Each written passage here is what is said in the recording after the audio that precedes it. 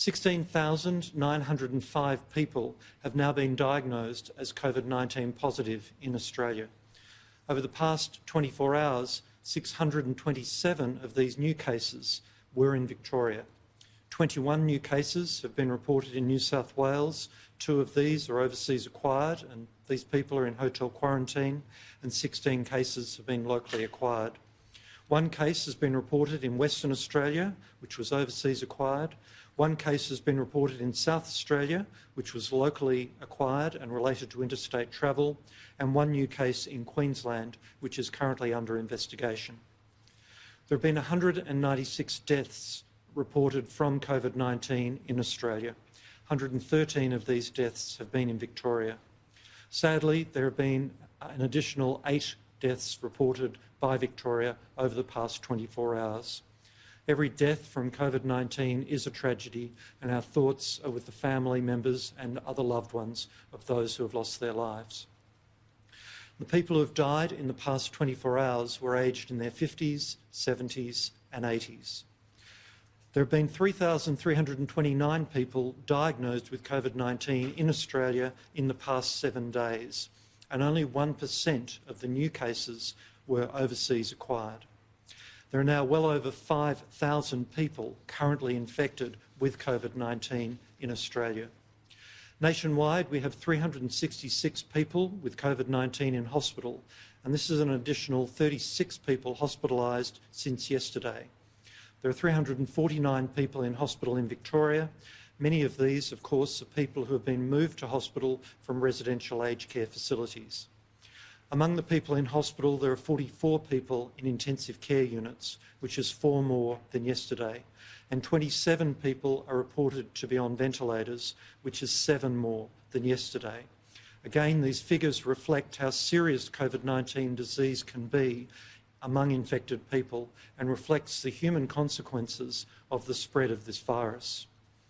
Over 4.2 million COVID-19 tests have now been carried out in Australia, and in the past 24 hours there are over 75,000 tests carried out across the country. This has been a very difficult week, and there will be more difficult weeks to come as we continue to live with COVID-19.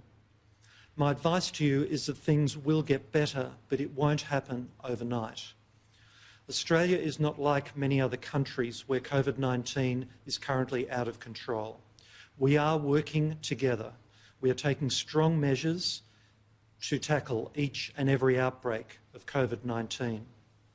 The Australian and Victorian governments are working together as one team. We are working together on the analysis of the points of community transmission and the additional measures that may be needed to bring this outbreak further under control. We are working together on the response to the outbreaks which have occurred in residential aged care facilities. And we are working together with the people of the Australian Defence Forces who are supporting the response in Victoria. We all know that our best defence is to stop community transmission, and this is where everybody has a role to play. While the percentage of new cases among the residents of aged care facilities remains low, every case in a resident is a cause of serious concern. The Victorian Aged Care Response Centre has now been functioning since Monday. The centre involves the Victorian Department of Health and Human Services and the Commonwealth working together with a large number of aged care and other support organisations to respond to the very serious outbreaks that we've seen amongst residential aged care facilities in Melbourne. Thank you to everyone who's dedicating so much time, so much energy to addressing these outbreaks, protecting residents and staff, keeping family members informed about each of their loved ones. We need to continue to support our aged care workers who are critical to the well-being of so many senior Australians and who are essential to our success in slowing the spread of COVID-19. The Australian Government is deploying additional AUSMET clinicians to provide leadership in clinical care, in nursing, in infection prevention and control, and the use of personal protective equipment in residential aged care facilities where infections have occurred. The Aged Care Response Centre will ensure that every residential aged care resident who needs care will receive care. The work of the Response Centre includes ensuring the workforce requirements in each affected facility are being met, that each outbreak is being responded to, that hospital transfers are being arranged when required, that all staff are provided with appropriate personal protective equipment and supported in ensuring infection control, the testing of residents and staff in affected facilities is a priority, and that family members are kept up to date about what is happening to their loved ones. Clearly, the figures today provide a strong continuing reminder to us all that we must all be doing everything we can to stop the spread of COVID-19. And the message for us all remains the same. The biggest contribution the people of Victoria can make is strict adherence to the restrictions in place. Stay at home, wear your mask and physically distance when you are outside your home or in the workplace. Avoid crowds. Arrange to get tested if you have symptoms, and if you have symptoms, stay at home.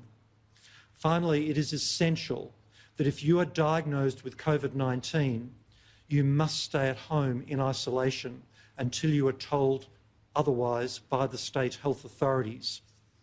You must not leave your home. Please take these requirements very seriously. There is no excuse for failing to adhere to these requirements. If you do so, you're putting at risk the lives of other people. Finally, today is a very special holy day for Muslim people, Eid al-Adha. And if you're celebrating today, please do so in a COVID-safe way. Please follow the restrictions in your state. Thank you. I'm very happy to take any questions. Just on the issue of masks, do you think masks should be mandated in Sydney hotspots? Thank you. So the question is whether masks should be mandated in the Sydney hotspots. At the moment, the advice from the authorities in New South Wales is recommending, as the Commonwealth does, that people wear masks in areas of community transmission, particularly where physical distancing may be difficult, and also particularly if you are a person who is at increased risk if you are to be infected with COVID-19. You mentioned strong measures though.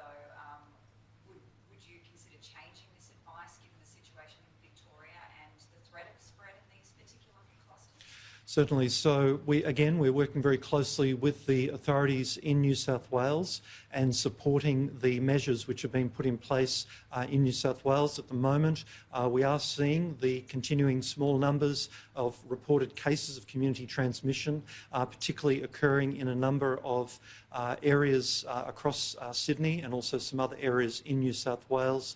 Again, we will support the New South Wales government in the decisions they make.